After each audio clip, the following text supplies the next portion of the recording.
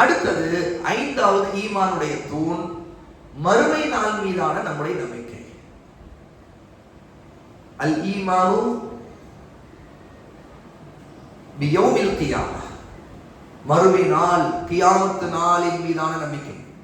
அல் கியாமா என்று சொன்னா நிற்பது என்ற அர்த்தம், நிற்கின்ற நிலையை குறிக்கிற வார்த்தை. யௌமுல் கியாமா நிற்க வைக்கப்படுகின்ற நாள். கியாம் என்று சொன்னா நிற்கிறது. அவர் தொழுகிற கியாம்னா என்ன?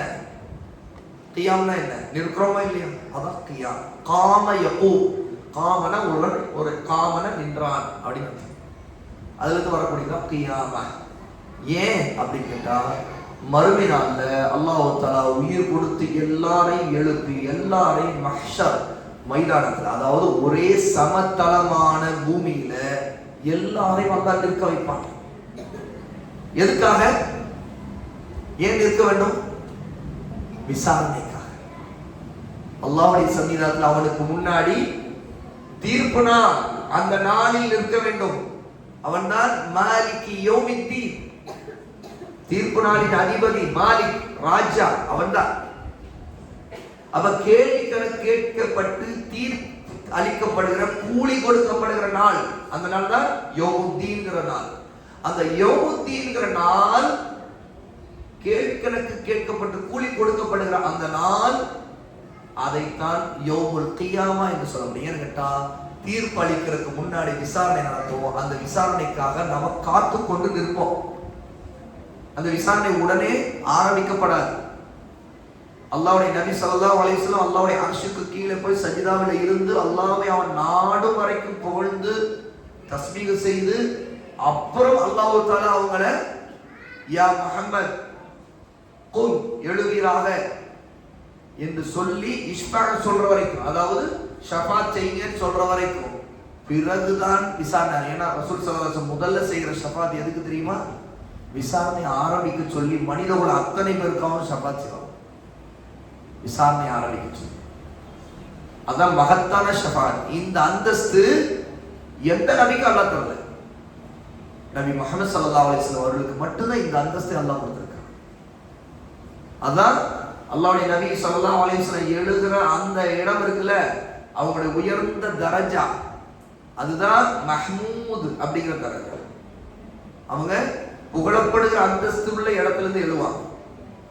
அர்ஷுக்கு கீழே சஜிதால இருந்தவங்க அப்புறம் எழுவாங்க இல்லையா, அந்த அந்தஸ்து. அப்படிப்பட்ட அந்தஸ்தோடு அவங்க எழுப்பப்பட்டு பிறகு அவங்களுடைய ஷஃபாத்துக்கு பிறகுதான் விசாரணை தொடங்கும். அது வரைக்கும், அந்த விசாரணை வரைக்கும் மக்கள் நின்று கொண்டே தான் இருப்பாங்க. எங்கேயும் தப்பிச்சு போக முடியும். அதான் யௌமுல் கியாமா. விசாரணை நிற்க வைத்து கேள்வி கேட்கப்படும். அதுல 5 கேள்விகளுக்கு பதில் சொல்லாம கால்கள் நகராது. நிக்கிற காலு நகராது.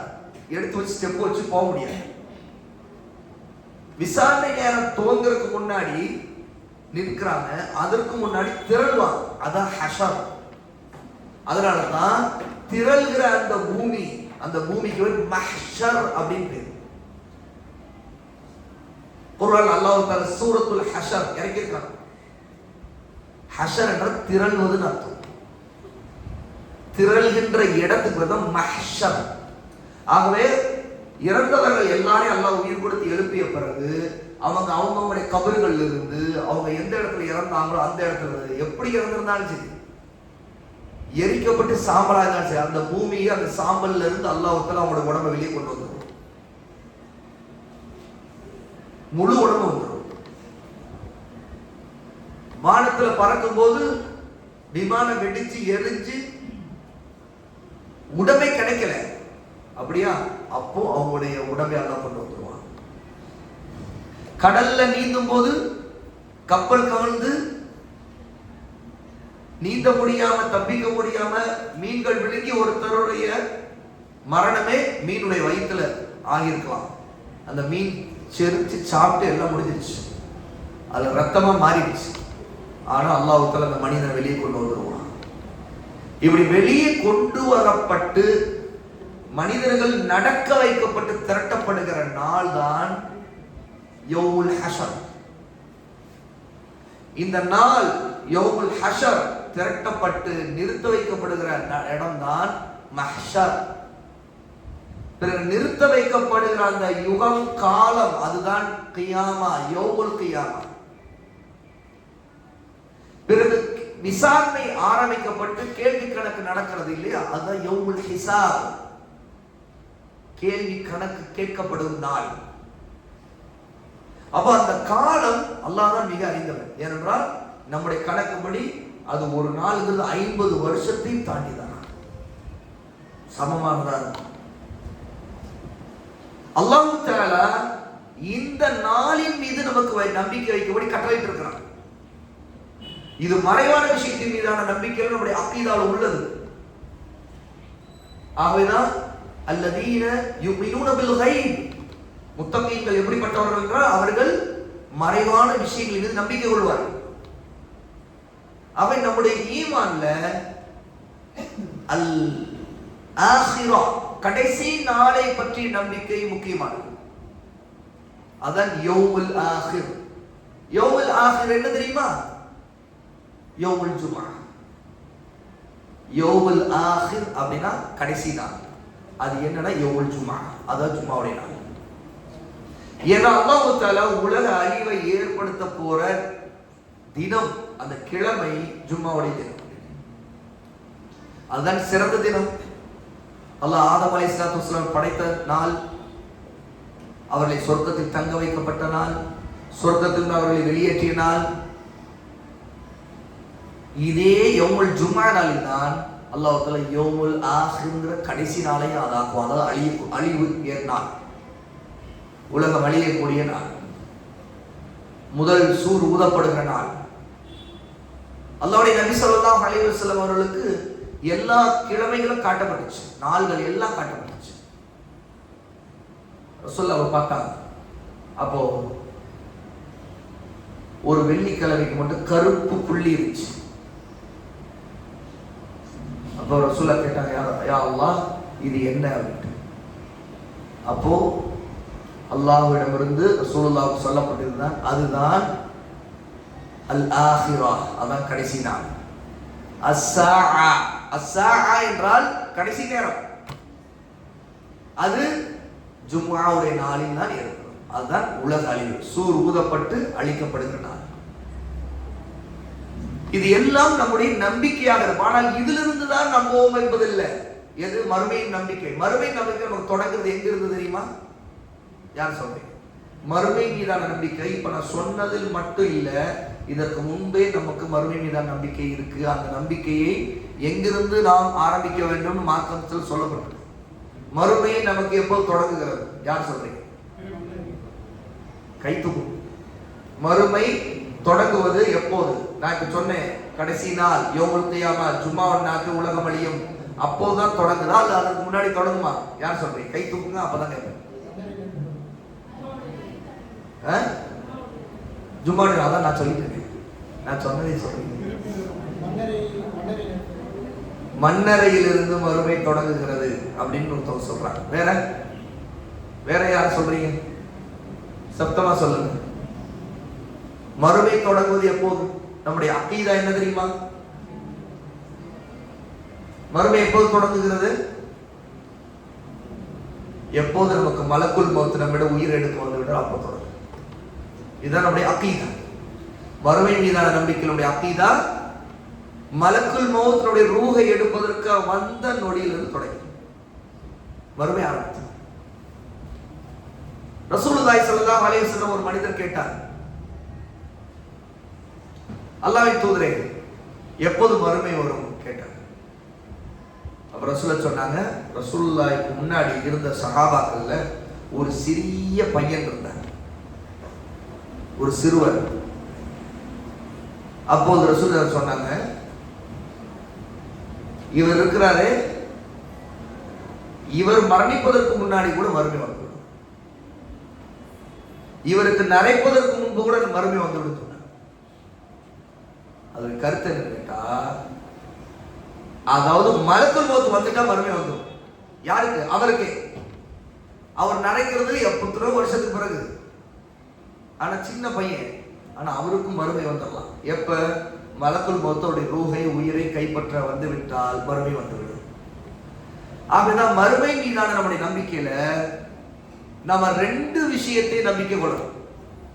முதல்ல அல் கியாமத்துல் குப்ரா, பெரிய மறுமை. பெரிய மறுமைங்கிறது எது நம்ம மறுமைன்னு சொல்றோமோ அது. இதுக்கு முன்னாடி சொன்னேன் இல்லையா, அல்லாஹ் தஆலா உலகத்தை அழிப்பான், எல்லாரும் உயிர் கொடுத்து எழுப்புவான், எல்லாரையும் திரட்டுவான், எல்லாரையும் நிற்க வைத்து கேள்விகள் கேட்பான், விசாரிப்பான், தீர்ப்பளிப்பான். இது பெரிய மறுமை. இது நடக்க போவது உலகம் எல்லாம் அழிஞ்ச பிறகு. இன்னொன்னு அல் கியாமத்து சுக்ரா, சிறிய மறுமை. சிறிய மறுமைங்கிறது எப்போது வேணாலும் யாருக்கு வேணாலும் ஏற்படலாம். இப்போது ஏற்பட்டுக்கிட்டே இருக்கு. இப்போ எங்கேயாவது ஒருத்தர் மௌத்தாயிட்டு இருப்பார் இல்லையா, பூமியில் எங்கேயாவது ஒருத்தர் மௌத்தாயிட்டு இருப்பார். எத்தனையோ பேர் மௌத்தாயிட்டு இருக்கிறாங்க. அல்லாஹ் தஆலா அவங்களுக்கு மலக்குல் மௌத்துகளை அனுப்பிக்கிட்டே இருக்கிறான்.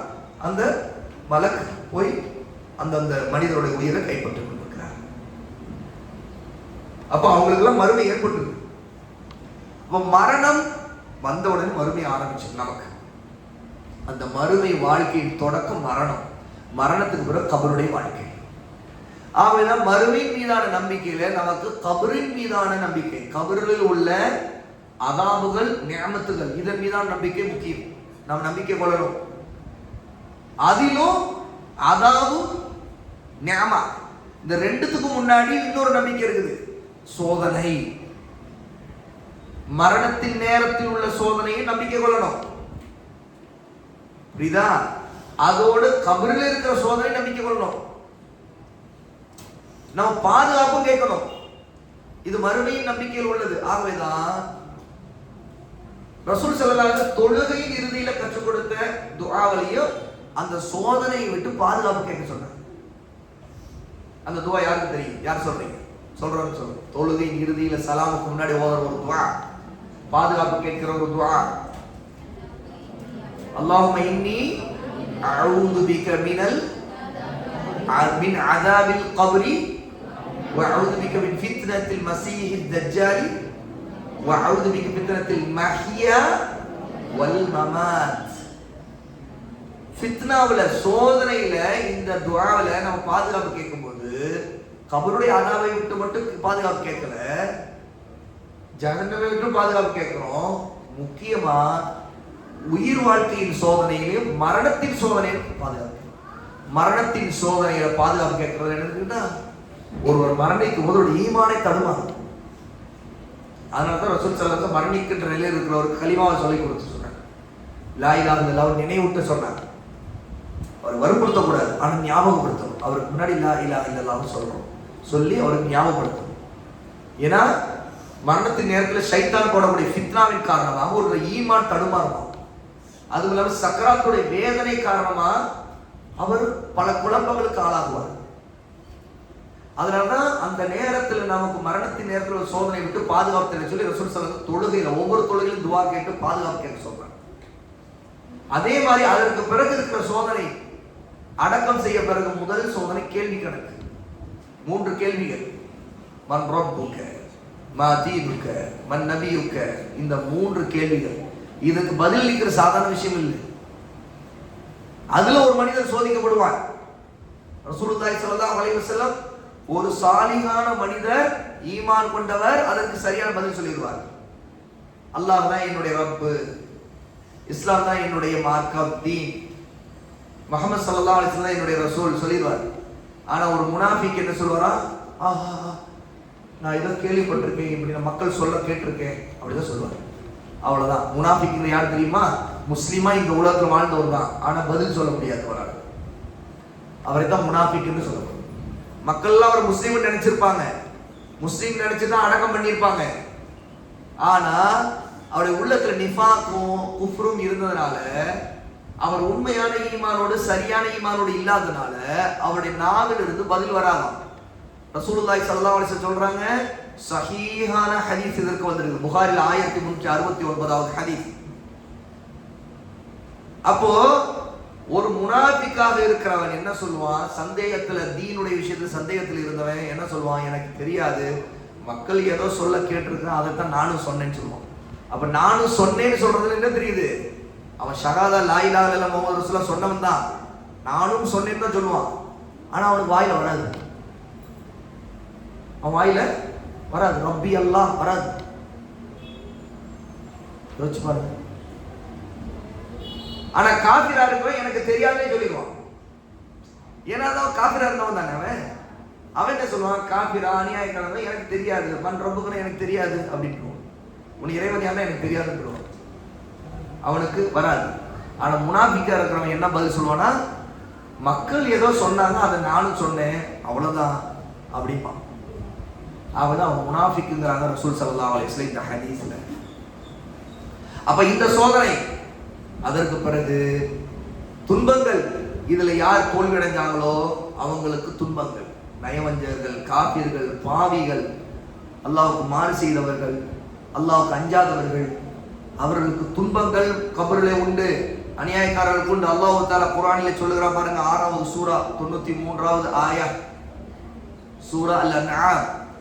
وَلَوْ تَرَى إِذِ الظَّالِمُونَ فِي غَمَرَاتِ الْمَوْتِ وَالْمَلَائِكَةُ بَاسِطُو أَيْدِيهِمْ أَخْرِجُوا أَنفُسَكُمُ الْيَوْمَ. பாருங்க, இந்த அக்கிரமக்காரர்கள், பாவங்களை செய்தவர்கள் மரணத்தின் நேரத்தில் இருக்கும் சமயத்தில் நீங்கள் அவர்களை பார்த்தால் நபியே, மலக்குகள் தங்களுடைய கைகளை நீட்டி உங்களுடைய உயிர்களை கொடுங்கள் அப்படின்னு கேட்பாங்க. அப்ப என்ன ஆகும், அவங்க அந்த மாதிரி நிலைமையில் இருப்பாங்க. இன்று உங்களுக்கு இழிவு தரக்கூடிய வேதனையை தவிர வேறு எதுவும் இல்லை. துஜ்ஸௌன அஸாபல் ஹூனி பிமா குன்தும் தகூலுன அலல்லாஹி கைரல் ஹக் வ குன்தும் அன் ஆயாத்திஹி தஸ்தக்பிரூன். உங்களுக்கு இழிவான கேவலப்படுத்துற வேதனை தான் உங்களுக்கு கூலியா கொடுக்கப்படும். நீங்க உண்மை அல்லாததையெல்லாம் அல்லாஹ் மீது சொல்லிக் கொண்டிருந்தீங்க, அல்லாஹ்வுடைய மார்க்கத்தின் மீது சொல்லிக் கொண்டிருந்தீங்க. நீங்கள் அல்லாஹ்வுடைய ஆயத்துகளையும் பெருமை கொண்டு புறக்கணிச்சீங்க. இதுதான் உங்களுக்கு இந்த தண்டனை காரணம் என்று மலக்குகள் சொல்வாங்க. உயிர் எடுக்கிற மலக்குகள் சொல்லுவாங்க. இதற்கு பிறகு அவங்களுடைய நிலைமை கபருக்கு போனவன் என்ன ஆகுமா பாருங்க, அன்னாரு யுரதூன அலைஹா குதுவன் வ அஷியா. அவர்களுக்கு காலையிலும் மாலையும் அவர்களுக்கு முன்பு நரக நெருப்புக்கு முன் அவர்கள் கொண்டு போகப்படுவார்கள். وَيَوْمَ تَقُومُ السَّاعَةُ أَدْخِلُوا آلَ فِرْعَوْنَ أَشَدَّ الْعَذَابِ. மறுமை நாளிலோ ஃபிரௌனுடைய மக்களை கடினமான வேதனை புகுத்துங்கள் என்று சொல்லப்படும். மறுமையிலே தண்டனை உண்டு, கபரிலும் காலையிலும் மாலையிலும் தண்டனை உண்டு. அப்ப கபரை பற்றிய நம்பிக்கை, அவர் அதுல அதாவது உண்டுங்கிற நம்பிக்கை நம்முடைய அகீதாவில் இருக்கு. அல்லாஹ் தஆலா இதை சூரா காஃபிர் 40வது சூராவுடைய 46வது ஆயத்தில் குறிப்பிடுறார். அதே நேரத்தில் உண்மையான முஃமின்கள், அல்லாஹ்வுக்கு கீழ்ப்படிந்தவர்கள், அல்லாஹ்வுக்கு அஞ்சியவர்கள், அவனை தொழுதவர்கள், ஹராமை விட்டு விலகியவர்கள், அவர்களுக்கு சுகங்களும் உண்டு, அவருக்கு நற்செய்தி உண்டு. சூரா 41வது சூரா 30வது ஆயத் அல்லாஹ் சொல்றான், இன்னல்லதீன காலு ரப்புனா அல்லாஹ் ثم استقاموا تتنزل عليهم الملائكة ألا تخافوا ولا تحزنوا وأبشروا بالجنة التي كنتم توعدون. நிச்சயமா யார் அல்லாஹ் தான் எங்கள் ரப்பு என்று நம்பிக்கை ஈமான் கொண்டு அந்த ஈமானில் உண்மையாக உறுதியாக நிலையாக இருந்தார்களோ அவர்கள் மீது அவருடைய மரணத்தின் நேரத்தில் மலக்குகள் இறங்கும் போது இறங்கிய நேரத்தில் சொல்வார், அல்லா தஹாபு, நீங்க பயப்படவே செய்யாதீங்க, வலா தஹ்சனு, நீங்க கவலையே படாதீங்க, வ அப்ஷிரு, இதோ நற்செய்தி பெற்றுக்கொள்ளுங்கள், பில் ஜன்னா, சொர்க்கத்தை கொண்டு பெற்றுக்கொள்ளுங்கள், அல்லதி குன்தும் துஅதுன், உங்களுக்கு எந்த சொர்க்கம் உண்டுன்னு அல்லாஹ் குர்ஆன்ல வாக்களிச்சானோ அந்த வாக்களிக்கப்பட்ட சொர்க்கத்தின் நற்செய்தியை பெற்றுக்கொள்ளுங்கள் அப்படின்னு மரணத்தின் நேரத்திலே நற்செய்தி சொல்லப்படும். அதனாலதான் கியாமத் நமக்கு ஆரம்பிக்கிறது, மறுமை ஆரம்பிக்கிறது எங்க, உயிர் எடுக்கிறதுக்கு நேரத்திலேயே. எந்த அளவு உயிரோடு இருக்கிறவரு இன்னும் ரூஹ் எடுக்கப்படல, ஆனா மலக்குகளை பார்க்கிறாரு, சாலிஹானவர், அவருக்கு அந்த நற்செய்தி சொல்லப்பட்டுரும், அப்பவே அவருக்கு மறுமையில் சொர்க்கம் உண்டுன்னு சொல்லப்படும். அதற்கு பிறகுதான் அவருடைய ரூஹ் எடுக்கப்படும், மரணத்தின் மலக்குகள் இறங்கிடுவாங்க அந்த டைம்ல. சரியா? அப்ப இதே நாம் நம்பிக்கை கொள்ளணும் அப்படிங்கிறதும் இந்த ஆதாரங்கள் தெரியும். இதற்கு பிறகுதான் கபருடைய வாழ்க்கை. இதற்கு இதெல்லாம் முடிந்து மறுமை ஏற்படும் போது எல்லாரும் கபரிலிருந்து எழுப்பப்படுவாங்க. அப்போ அந்த எழுப்பப்படுகிற நாள் திடுக்குங்கள், பயம் நிறைந்த நாள், கடுமையான நாள். எல்லாரும் உயிர்ப்பிக்கப்பட்ட பிறகு முழு உடம்பும் நம்முடைய விரல்ல ஒரு ரேகை கூட மாறாம அப்படியே துல்லியமா அப்படியே எழுப்பப்படுவோம். ஆனால் நிர்வாணமாக எழுப்பப்படுவோம். செருப்பில்லாமல் நடப்போம். ஹத்னா செய்யப்படாதவர்களாக இருப்போம். அப்படியே அல்லாஹ் தஆலா இந்த உலகத்துல மனிதர்களை எப்படி படைக்கிறானோ அது போல ஆணும் பெண்ணும் இருப்பாங்க. ஏனால் ஒரு குழந்தை பிறக்கும் போது அந்த குழந்தை நிர்வாணமாக தான் பிறக்குது, செருப்பு அணியாம தான் பிறக்குது, ஹத்னா செய்யப்படாம தான் பிறக்குது. இதுதான் ஆண்கள் பெண்கள் எல்லாருக்கும் பொதுவானது. அதே நிலையில் தான் அல்லாஹ் தஆலா எல்லாரும் உயிர் கொடுத்து எழுப்புவான். இதே நிலையில் திரட்டப்படுவாங்க. அல்லாஹ் தஆலா திரட்டப்ப அவங்க முழுக்க நிர்வாணமாக ஆக்கியிருப்பான். ஆனா உயிர் கொடுத்து எழுப்பப்பட்ட நேரத்தில் என்ன நிலையில, என்ன ஹாலத் நிலையில அவருடைய ரூஹ் பிரிஞ்சுதோ அந்த ஹாலத்தில் இருப்பாங்க. அவளை மஹ்ஷர்ல திரட்டப்படும் போது ரசூல் ஸல்லல்லாஹு அலைஹி வஸல்லம் சொல்றாங்க, மனிதர்கள் திரட்டப்படும் போது எப்படி இருப்பாங்களா?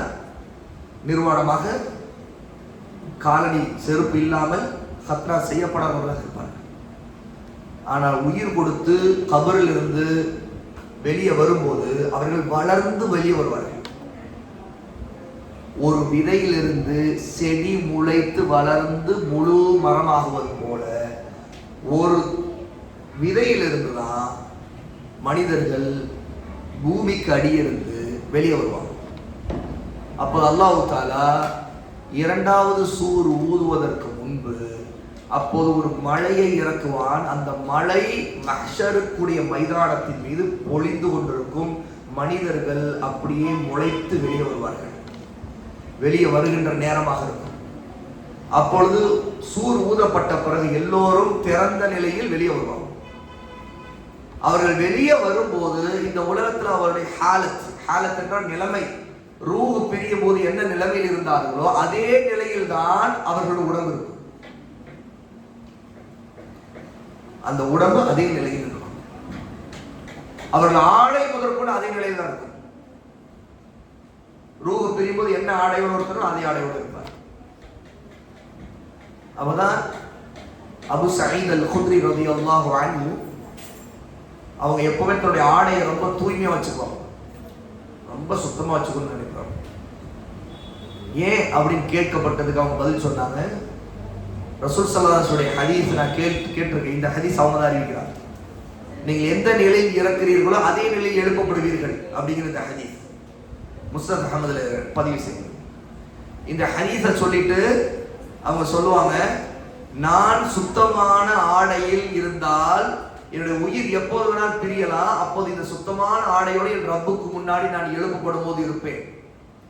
நான் அசுத்தமான ஆடையோடு இருந்து அதே நிலையினுடைய உயிர் பிரிந்து விட்டால் என் ரப்புக்கு முன்னாடி நான் அசுத்தமான ஆடையோடு இருப்பேனே அப்படின்னு சொல்லுவாங்க. அல்லாஹ் தஆலா ரசூல் ஸல்லல்லாஹு அலைஹி வஸல்லம் ஆரம்பத்துல இறக்கிய வகையில ஒரு ருஜ்ஸ ஃபக்ஜூர் அப்படின்னு ஆயத்தை இறக்குறானே, அப்ப வஸியாபக ஃபத்தஹீர், உங்களுடைய ஆடையை தூய்மையாக வைத்துக் கொள்வீராக. இந்த ஆயத்துக்கு ரெண்டு எக்ஸ்பிளனேஷன் இருக்கு. உங்களுடைய ஆடையை தூய்மையாக வைத்துக் கொள்வீராக அப்படின்னா தஹாரத்தோடு இருங்கள், ஆடையும் தூய்மையா இருக்க வேண்டும் அப்படிங்கிறது. இன்னொன்று, மறுமையில் நீங்கள் எழுப்பப்படும் போது இந்த தூய்மையான ஆடையில் எழக்கூடியவராக நீங்கள் இருக்க வேண்டும். ஏன்னா அந்த காலத்து மௌத் எப்போ வரலாம், வரும்போது ஆடை தூய்மையற்ற ஒரு அசுத்தமான ஆடையில் இருந்தால் நீங்கள் அசுத்தமாக உயிர் கொடுத்து எழுப்பப்படுவீர்கள். அவர் அபு சயீத் அல் குத்ரி ரலியல்லாஹு அன்ஹு எப்போதுமே தன்னுடைய ஆடை சுத்தமா இருக்கிறது, பேணுதலா இருக்கும். ஏன்னா இதை விரும்பினாங்க. எப்போது மரணம் வரலாமே, மௌத்தா போது ரூஹ் பிரிய நேரத்தில் நமக்கு எந்த ஆடை இருக்கோ அந்த ஆடையோட தான் நாளைக்கு எழுப்பப்படுவோம். ஏன்னா எழுப்பப்படுற நேரத்தில் ஆடை அந்த நிலையில இருக்கும். ஒருவன் மரணிக்கும் போது அவன் ஒரு சூசைட் பண்ணி தற்கொலை செய்து கொண்ட நிலையில தன்னை அறுத்து கொண்டு அல்லது தன்னுடைய கழுத்தை நெரித்து கொண்டு தூக்கில் தொங்கி, இங்க பாருமா இங்க பாருமா பிள்ளைங்களா என்னமா வேணும், என்ன வேணும் சொல்லு, என்ன வேணும் சொல்லு, என்ன வேணும், இப்ப நான் சொன்ன ஆயத்துல நோட்ஸ் வேணுமா? ஆயத்து நம்பர் சொல்லணுமா? அப்ப என்ன திடீர்னு கிளம்பிட்டீங்க, கிளம்பிருச்சு, நல்லா தானே இருந்தீங்க, அல்ஹம்துலில்லாஹ், அல்லாஹ் உங்களுக்கு பரக்கத் செய்வான், நல்ல பிள்ளைங்க நீங்க, மாஷா அல்லாஹ். அமைதியா கேளு, எவ்வளவு முக்கியமான விஷயம். மாஷா நல்ல பிள்ளை, சின்ன பிள்ளை, அழகா உட்காந்து கேட்டு, மாஷா நல்ல பிள்ளை, விளையாடாம ஓடாம குதிக்காம டைவடிக்காம. டைவடிக்க நீங்க பண்ண மாட்டீங்க, இங்க யாராவது போடியும் போயிடுவாங்க, மாஷா இங்கே இல்லை. நல்ல பிள்ளை, மாஷா. உங்க பேர் என்ன? என்ன? மாஹிரா. மாஷா. மாஹிரா. மாஹிரான அர்த்தம் தெரியுமா? மாஹிரானா திறமைசாலின்னு அர்த்தம். திறமை, அவர் திறமைசாலி. மாஷா பாரக்கல்லாஹு ஃபீக். ஆகவே அல்லாஹ் தஆலா நம்முடைய உயிர் எந்த நேரத்தில் எப்படி பிரியுதோ அந்த காலத்துல இருக்கும். அது ஆடையில மட்டும் இல்ல. ஒருத்தர் தொழுகையின் நேரத்தில் ரூஹ் பிரிந்தால் அவர் சஜ்தா செய்தவாறு தொழுகை நிலையில் இருக்கும். ஒருத்தர் தொழுகை நேரத்தில் தான் ரூஹ் பிரிஞ்சிச்சு அப்படின்னா அவர் எழுப்பப்படுற நேரத்தில் சஜ்தாவுடைய நிலை இருக்கும். ஆகவேதான் ஒருத்தர் ஹஜ்ஜுடைய காலத்தில் உம்ராவுடைய காலத்தில் இஹ்ராமுடைய ஆடையோடு அவருடைய ரூஹ் பிரிந்தால் அவருடைய ஆடை இஹ்ராமாக இருக்கும் எழுப்பப்படுற நேரத்தில். ஒருத்தர் அவர் ரூஹ் பிரிகிற நேரத்தில் மொபைல்ல ஒரு அசிங்கமானது ஹராமானதை பார்த்துக்கிட்டு அது சிரிச்சுக்கிட்டு அந்த நிலையில அவருக்கு ரூஹ் பிரிஞ்சிச்சு, அதே ஹராமான காரியத்தை செய்கின்ற ஒரு கேவலமான நிலையில் இருக்கிறவர். அவர் பாட்டு கேட்டுக்கிட்டு ஆடிட்டு அவர் தலை இப்படி ஆடிட்டு, அந்த ஹாலத் என்ன ஹாலத்துனா அந்த நிலைமை. ஒருத்தர் குடிக்கிறார், குடிச்சு அந்த போதையில தான் இறந்தார், அவர் எழும்போது அந்த போதையோட தான் இருந்தார், அந்த நாத்தத்தோட தான் இருந்தார். அந்த ஹாலத் என்னவோ அந்த ஹாலத். ஒருத்தர் குர்ஆன் ஓதுகின்ற நிலையில அவருக்கு ரூஹ் பிரிஞ்சிச்சுன்னா அவர் ஓதக்கூடியவராக இருக்கும். அவர் எப்பவுமே சாலியான நல்ல அமல்களில் நமக்கு மௌத் வரணும்னு நினைக்கணும். அதுக்கு நம்ம அதனால திடீர் மரணத்தை விட்டு ரசூல் ஸல்லல்லாஹு அலைஹி வஸல்லம் ஏன் பாதுகாப்பு கேட்டாங்க? திடீர் மரணம், அதை விட்டு ரசூல்ல பாதுகாப்பு கேட்டது என்ன? கேட்க சொன்னது எதுக்கு? இதுக்குதான். இப்போ திடீர்னு மரணம் இல்லாம நாம கொஞ்சம் நம்மை ப்ரொசீஜரா தயார்படுத்திக்க முடியுது நோயினுடைய அல்லது அப்ப அதுக்கு தகுந்த மாதிரி நம்ம தயார்படுத்திக்கணும்னா நம்முடைய ஆடை எல்லாத்துலயும் கவனமா இருக்க முடியல. ரூஹ் பிரியதுக்கு முன்னாடி சுத்தமா இருக்குன்னு நினைக்கலாம், ரூஹ் பிரிய முன்னாடி எனக்கு உதவி சொல்லுங்கன்னு சொல்லலாம். எவ்வளவு நன்மையான ரூஹ் பிரியும் போது திக்ர் செய்துட்டு இருக்கலாம். திடீர் மரணத்துல எதுவுமே சொல்ல முடியாது. திடீர் பட்டுன்னு போயிட்டார், லா இலாஹ இல்லல்லாஹ் சொல்றது. அப்போ லா இலாஹ இல்லல்லாஹ் சொல்லி மௌத்து வந்துச்சு ஒருத்தருக்கு, அவர் லா இலாஹ இல்லல்லாஹ் சொல்லுகிற நிலையில் இருக்கப்படுவார். இதுக்கு பிறகு எழுப்பப்பட்டவர்கள் அத்தனை திரட்டப்படும் போது எதுவுமே இருக்காது அவர் உடம்புல. அவர்கள் நடக்க திரண்டு ஆரம்பிச்சோடனே அல்லாஹ் தஆலா அவங்களை திரட்டும் போது அவருடைய உடம்பிலே ஆடை இருக்காது. அது ஆணுக்கும் சரிதான் பெண்ணுக்கும் சரிதான். ஆயிஷா ரலியல்லாஹு அன்ஹா கேட்டாங்க, யா ரசூலல்லாஹ், பெண்களும் நிர்வாணமா இருப்பார்கள், அப்படின்னா ஆண்கள் அவர்களை பார்ப்பார்களே அப்படின்னு சொன்னாங்க. இந்த கேள்வியிலிருந்து என்ன தெரியுமா தெரிஞ்சுக்கணும்? ஓ, அந்த நேரத்துல ஆண்களும் பார்ப்பாங்களே அப்படின்ட்டு ஆயிஷா நினைக்கிறாங்கன்னா அது காரணம் என்ன தெரியுமா? ஆயிஷா அவர்களோட ஈமானை இங்க தெரிஞ்சு அவங்க எவ்வளவு பெரிய ஈமானும் இல்ம் உள்ளவங்களாக இருப்பாங்க. ஏன் இந்த கேள்வி கேட்டாங்க அப்படின்னு கொஞ்சம் நினைச்சு பாருங்க. ஏன்னா ஆயிஷா ரலியல்லாஹு அன்ஹா அப்போதும் ஹிஜாபை விரும்புறாங்க. அந்நிய ஆண்களை பார்வை விட்டு தான் மறைக்கப்பட வேண்டும் என்று ஹிஜாபை விரும்புறாங்க. அதான் நம்முடைய அம்மா ஆயிஷாவுடைய இல்ம் ஈமான். ரசூலுல்லாஹ் அந்த நேரத்தை தான் சொல்றாங்க, அந்த நிலைமை எப்படி இருக்குன்னு சொல்றாங்க. ஆனா ஆயிஷாவுடைய திங்க் எங்க போகுதுன்னா, அப்படின்னா நமக்கு ஹிஜாப் இருக்காது, இங்க அந்நிய ஆண்களை விட்டு நான் எல்லாம் முழுக்கிற போத்தி மறைக்கிறேனே, அப்படி இருக்கும்போது ஹிஜாப் இருக்காது. அப்ப முழு நிர்வாணமா இருக்கிறோம் அப்படின்னு என்ன ஹிஜாப் இருக்காது. யா ரசூலுல்லாஹ், ஆண்கள் பார்ப்பாங்களே, எப்படி திங்க் போதும், அவங்களுடைய மைண்ட் போதும். அதான் ஒரு மூமினான பெண்ணுடைய ஈமானா இருக்கும். அந்நியான் பார்ப்பாங்களே அப்படின்னு நினைக்கிறாங்க. நான் அவங்களுக்கு மறுமையின் நிலையை விட அந்நியான் பார்ப்பாங்களே நினைக்கிறாங்க. அப்ப அவங்களுடைய தக்வா ஈமான் எப்படி இருக்கும்? அல்லாஹ்வுடைய கட்டளைக்கு நான் கீழ்ப்படியணுமே. அப்போ நான் ஆடையே இல்லாதவனா இருப்பேனா அந்நிய ஆண்கள் பார்க்கிற நிலைமை இருந்துருமே. என் ஹயா என்ன ஆகுது? ஹயானா என்ன? வெக்கம். என் மானத்தை மறைக்கணுமே, என்னோட உடம்பை மறைக்கணுமே. அப்ப ஹிஜாப் இல்லாத நிலையா? என் கூந்தல் தெரியுமே, என் கை கால்கள் எல்லாம் தெரியுமே. இதனுடைய நிலைமை என்ன பாருங்க. அதான் அன்னை ஆயிஷா ரலியல்லாஹு அன்ஹா ஈமான்.